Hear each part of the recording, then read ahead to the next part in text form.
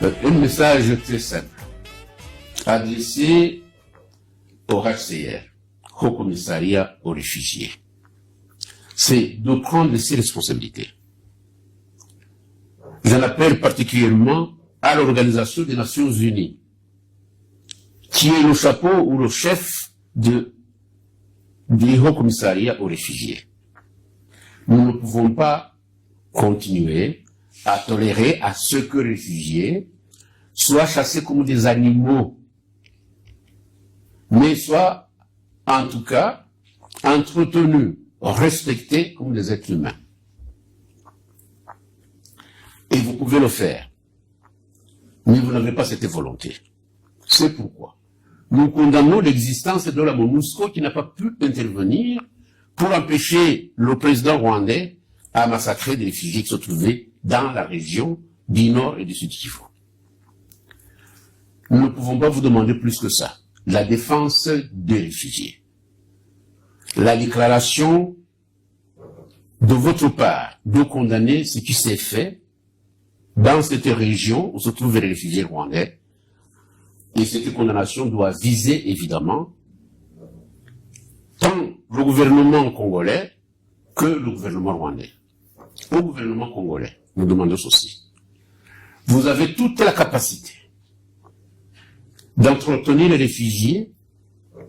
Vous n'avez pas à aller demander à Kagame, solliciter à Kagame de venir dans votre pays pour les chasser comme des animaux. Je demande particulièrement au nouveau président congolais, au président Tshisekedi, de changer de politique à l'égard des réfugiés rwandais. Ce peuple rwandais, c'est un peuple paisible, particulièrement ceux qui se trouvent sur votre territoire. Ils ne vous ont jamais agressé. Tout ce qu'ils demandent, c'est la paix. Cette paix, ils ne pourront jamais la trouver au Rwanda. Ils ne peuvent que la trouver dans le territoire ou sur le territoire où ils se trouvent actuellement. Et je vous prie, au nom de notre organisation MRCD, de procéder selon cette volonté de lui accorder un territoire où ils peuvent vivre tranquillement. Le pays, le Congo, est un pays immense. Vous ne demandez pas plus que vous avez, mais cependant, je fais la remarque suivante. La ligne de miel aujourd'hui entre vous, Monsieur le Président Tshisekedi, et Kagame, ça pourrait vous causer beaucoup de difficultés à l'avenir. Parce que le souhait du gouvernement rwandais, c'est de pouvoir chasser ces réfugiés et finalement mener un combat assidu dans votre pays et prendre le Kivu Sud et le Kivu Nord. Inévitablement. Et là, je pense que ce serait très regrettable si vous continuez à donner un boulevard de passage pour Kagame de continuer de faire ce qu'il veut dans votre pays. En prenant vos matières premières, en les vendant aux multinationales, et en faisant plaisir évidemment à ceux qui le soutiennent, notamment dans le monde, je crois, occidental, jusqu'aujourd'hui. Moi, je crois que je devrais m'arrêter ici comme demande et souhait. Je vous remercie. Merci, merci.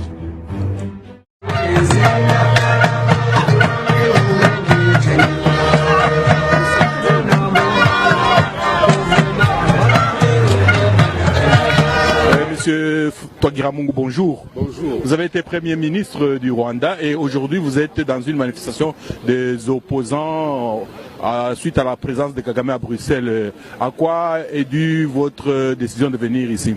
D'abord, je suis un opposant à partir du Rwanda jusqu'ici à l'étranger.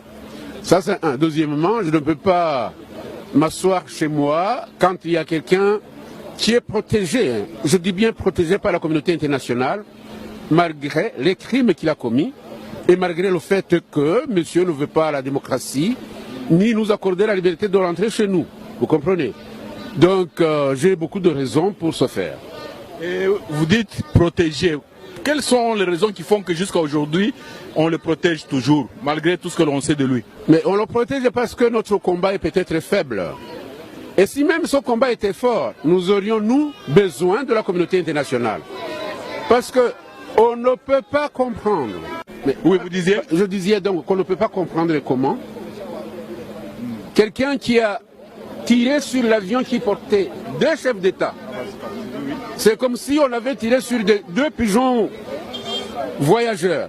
Le président Habyarimana et le président du Burundi sont morts. Et la communauté internationale le sait très bien. Parce qu'il y a eu une enquête menée par le juge Bruguière. Cette enquête a été brouillée, vous comprenez. Il y a un génocide qui a été commis au Rwanda, avec 8000 personnes tuées à Kibero. C'était le 22 avril 1995 ou 1995 si vous préférez. Il y a des centaines de milliers, plus de 300 000 en tout cas, de Rwandais qui ont été tués dans les forêts tropicales congolaises, qui ont été poursuivis par ce monsieur qu'on est en train de recevoir. Et silence absolu, hein. La communauté internationale vous dit, il a développé quoi? Qu'est-ce que les autres présidents, est-ce que les autres présidents n'ont pas développé le Rwanda? Qu'est-ce qu'il a développé jusqu'à échanger les génocides commis par ce monsieur-là, les échanger contre notre liberté? Ça, nous ne sommes pas d'accord. Voici une raison fondamentale pour moi de venir ici et manifester. Et dans le milieu des manifestations, je vois aussi des Congolais. Et vous trouvez que c'est normal qu'ils viennent aussi manifester contre Kagame? Mais pourquoi? Les Congolais, ils auraient plus de raison qu'un autre Africain, en tout cas, de la région du Grand Lac. Pourquoi? Le Congo a été maintes fois menacé par le régime de Kagame et Kagame en personne. Pourquoi? Parce que Kagame est soutenu par des forces souterraines qui veulent continuer à exploiter la richesse du Congo. Kagame a assassiné même, on le dit bien, le président Kabila, le père de Kabila, Joseph. Et ils ont placé Kabila, Joseph au pouvoir. Vous pouvez vous comprendre ça? Monsieur Kabila, Joseph est au pouvoir, il gouverne pour le compte du président Kagame et il gouverne par d'autres forces souterraines aussi qui le soutiennent. Donc les Congolais, ils ont pratiquement raison de venir manifester contre le régime de Kagame et Kagame lui-même. Et comment pensez-vous, et le Congo et le Rwanda, ils pourraient s'en sortir comment dans cette situation avec ces dictateurs inamovibles? Mais les dictateurs inamovibles sont soutenus par la communauté internationale. Je vais vous donner des raisons.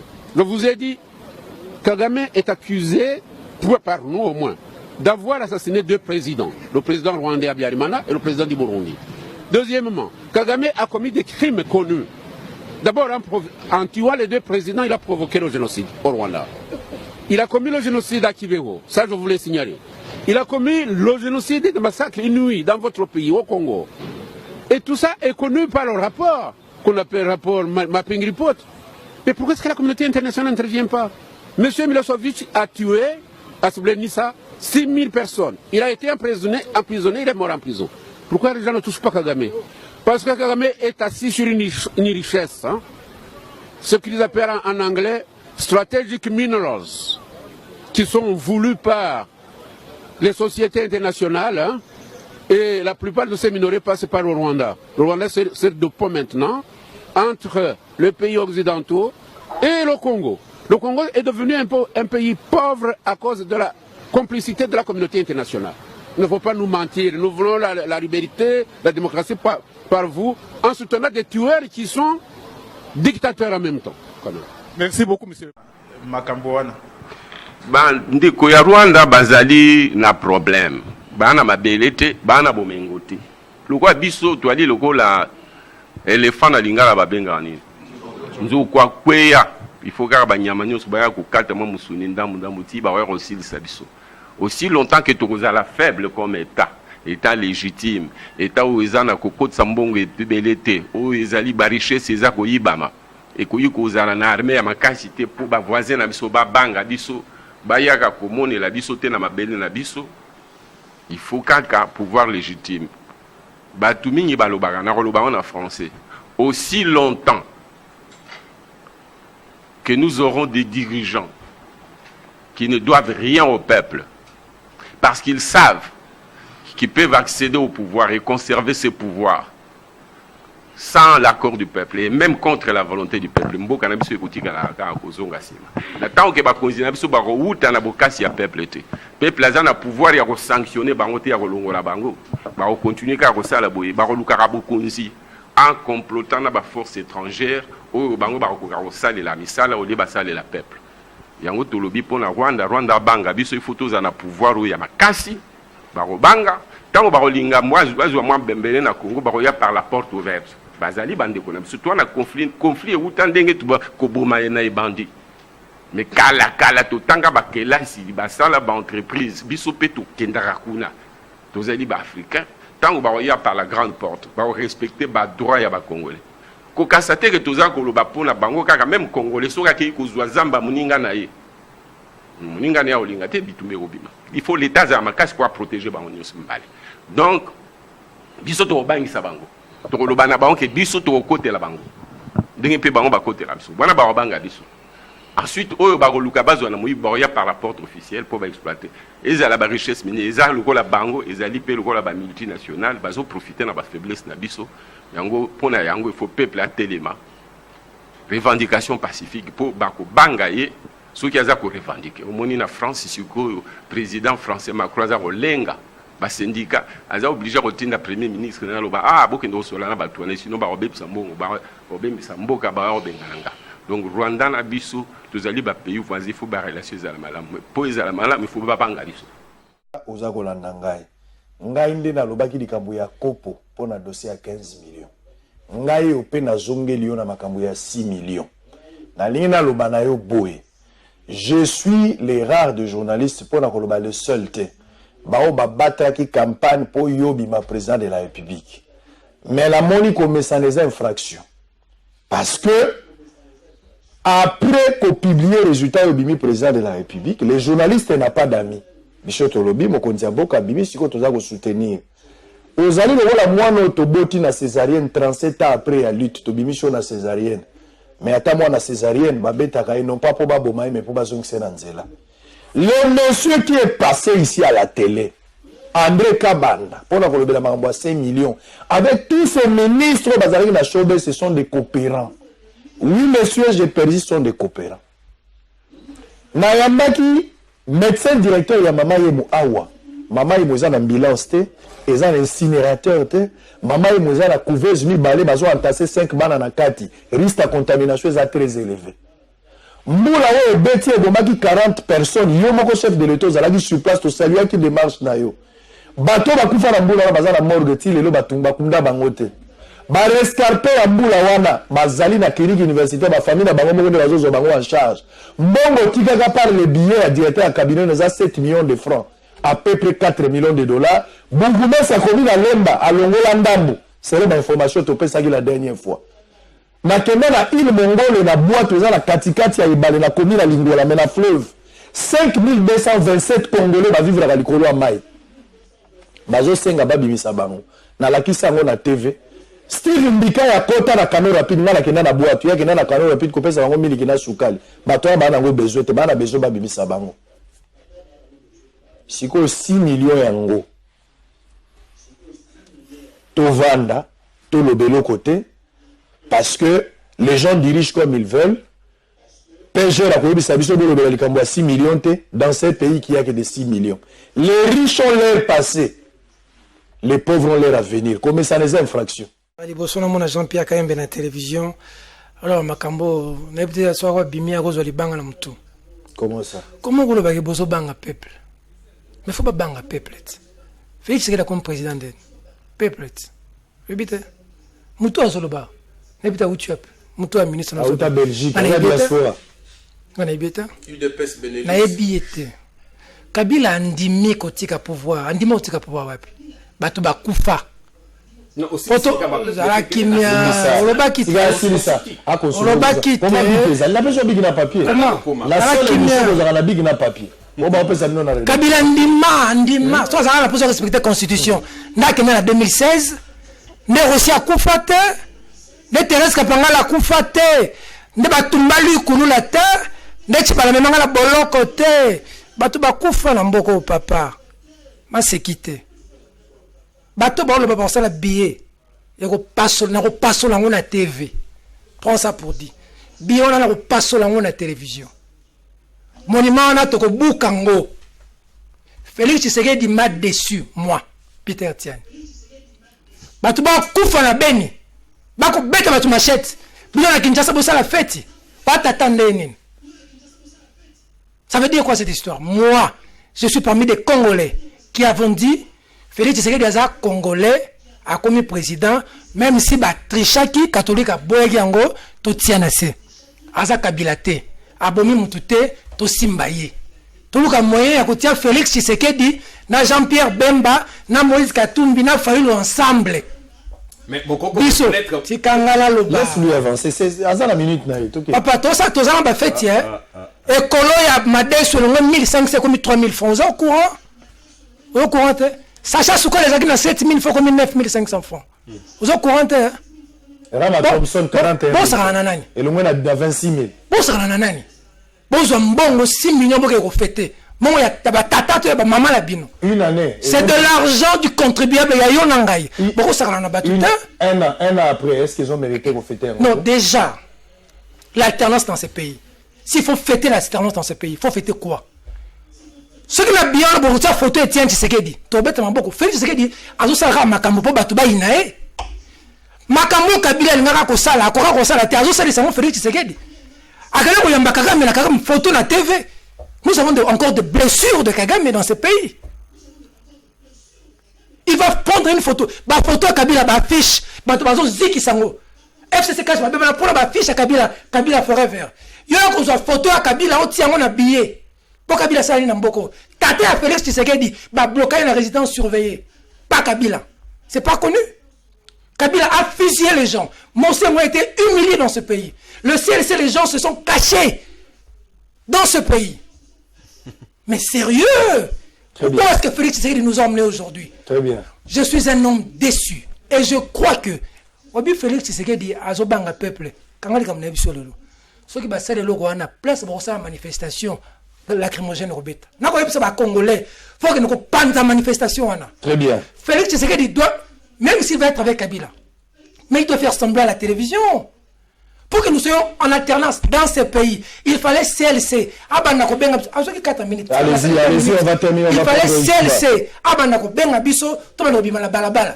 Na Moïse Katumbi, na Vital Kamerhe, na Félix Tshisekedi.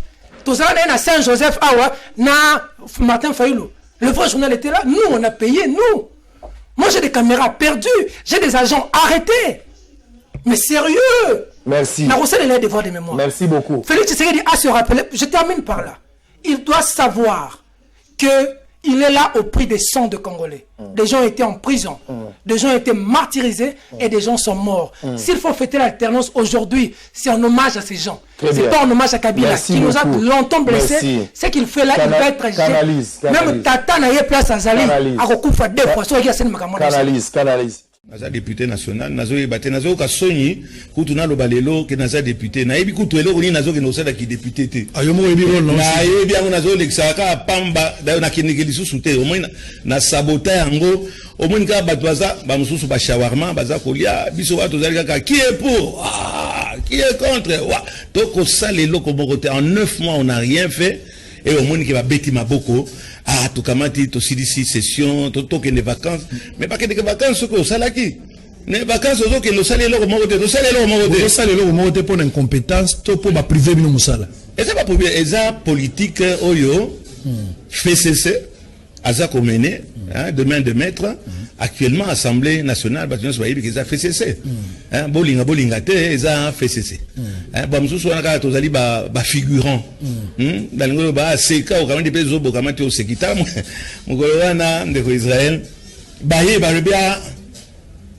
président ngoloba tala ndenge baladi sibiso be échappe ya Miss Monde ozali na assemblée nationale ba Miss Monde na mulungu za kuna na mulungu za la kikuna to bimi bazoba bali bien te député azara ndenge wana solo pe na kati yote pona mona ki ben premier ministre na photo moka kangi zolo boye bon mais wana to que loi moko to liwo voter pendant que ce que la carte assemblée bon bozo ka précaution na bino na côté maboum donc on a moni premier ministre la boye obi dans to laki bana to ko sakana olo banazo